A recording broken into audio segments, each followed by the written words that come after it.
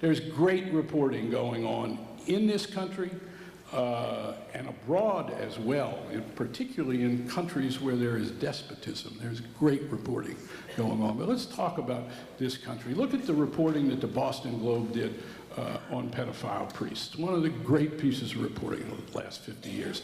Look at the Wall Street Journal, the Washington Post, and the New York Times every day. There is great reporting. The modern New York Times is as great a newspaper as there has ever been. The Washington Post, even in its diminished circumstance financially and the cutbacks, and it's trying to move in a new direction, but back to huge amounts of basic reporting and investigative reporting.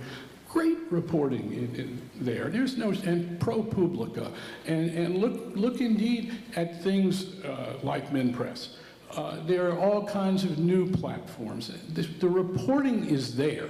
The increasing dominance in the press of gossip, sensationalism, and manufactured controversy, and particularly manufactured controversy, the idea that, oh, to be a reporter means you come in with a microphone, you shove it in the face of Mitch McConnell, then you shove it in the face of Harry Reid, you ask them some questions that you know they'll scream at each other and raise holy hell, and you run out of the room. Rather than trying to dig deep about who they are, about what the issues are, about how they relate to their district, all manner of things. It's not real reporting. But we've always had yellow press. We've always had sensationalism. But now, as I wrote in that piece in '93, and the situation's far worse since this idiot culture configuration, but it's not just journalism. You can't separate reporting and journalism from the rest of the larger culture. Same with our politics. All of this is connected, and so much of the focus, it seems to me, when I read about it, whether I'm reading in Vanity Fair or whether I'm reading even in the New York Post often, or about these phenomena of where is the press, where is our politics, I don't see enough of the connection between the people of the country and the phenomena. It always seems to me it's focused on the reporters, it's focused on the press, it's focused on the politicians. Somebody out there must be wanting this crap. And people making a lot of money off of it. And also, I think we got to talk about one other thing here, and that is Fox News.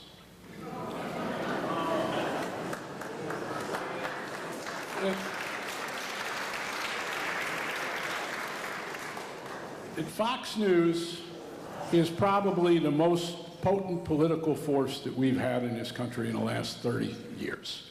It has, again, you can't make a metric for this, you can't prove it, but I certainly believe it has changed our politics.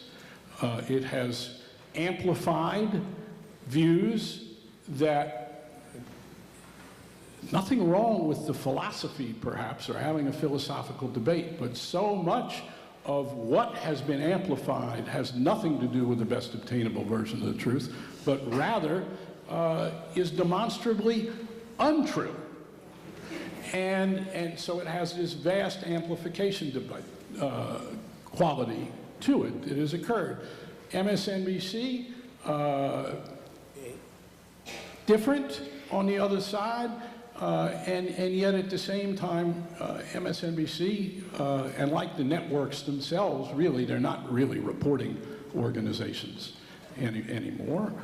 And so all this stuff is connected. That's what I really believe, and that if change is going to come, it's going to require great leadership, it's going to involve young people, it's going to involve some self-examination, and by all of us.